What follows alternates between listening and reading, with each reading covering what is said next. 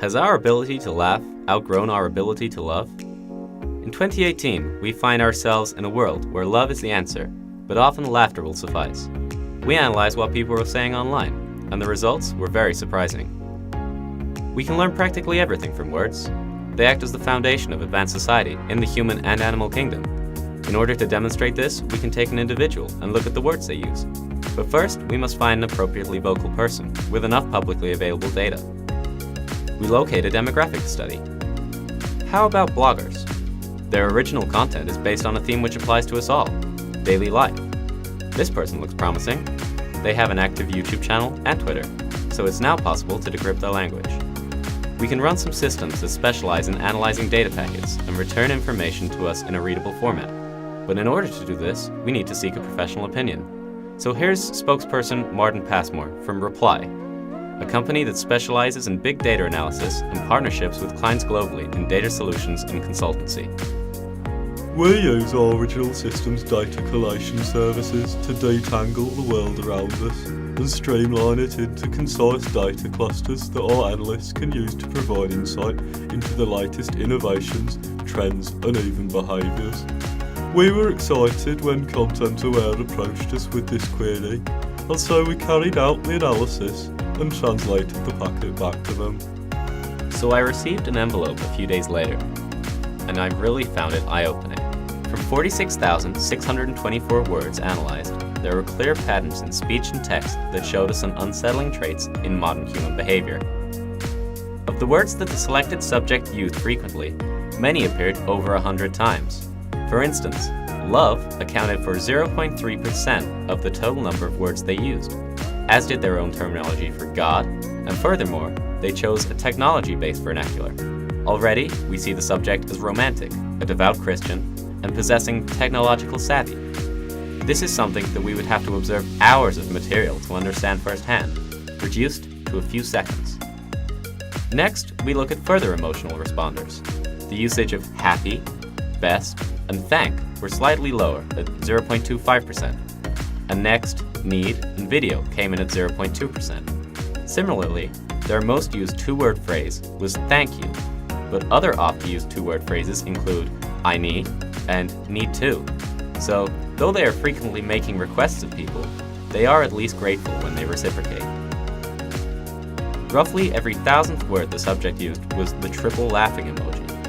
They used the combination of 3 laughing emojis more than they used the one on its own. However, they used one heart eyes emoji more frequently than they used the more expressive combination of 3. They find things funny more than they find them lovable. So what is it about everyday life that makes it so hard to love and so easy to laugh? Well, the internet-savvy age is full of its quandaries. We dilute most aspects of life to technology, and time dedicated to personal tech reduces our finite amount of time to really socialize.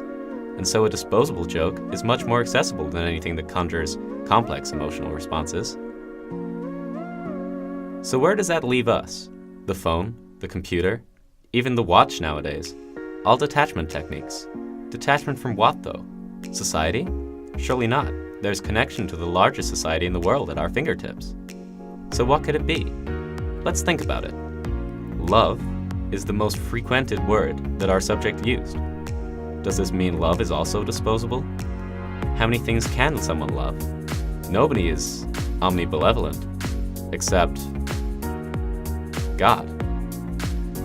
It's easy to see how a blogger is going to be internet savvy. Their careers are based on it, after all. However, why is this person also romantic and a devout Christian? One theory presented by Alan Duffers' 2016 book, Idols and Icons, The Chosen Ones, posits this. We select people of influence in the modern world, much like politicians. We vote in those that we want to give the power of influence, be it through watching their movies, buying their music, or following their social media platforms. We give them tangible influence by funding them and being counted as a subscriber. We are pledging into them directly. It is then up to industries and businesses to capitalize and grow them further into leaders of the modern world. I really recommend this book. He goes into much further detail about this, but it's something he highlights early on. So that shows. We value this subject's romantic ideas. Although they themselves find it difficult to love, they are demonstrating at least their attempt to, and we as a people value this. we value their love for God.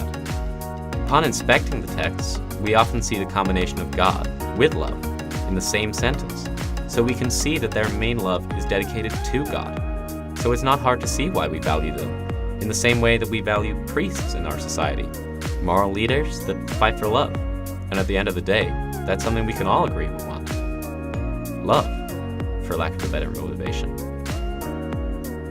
This has been Content Aware. Thank you, and see you next time. This video was made possible thanks to the team at Reply and the grant for informational videos. Please like, comment, and subscribe for more content. Aware.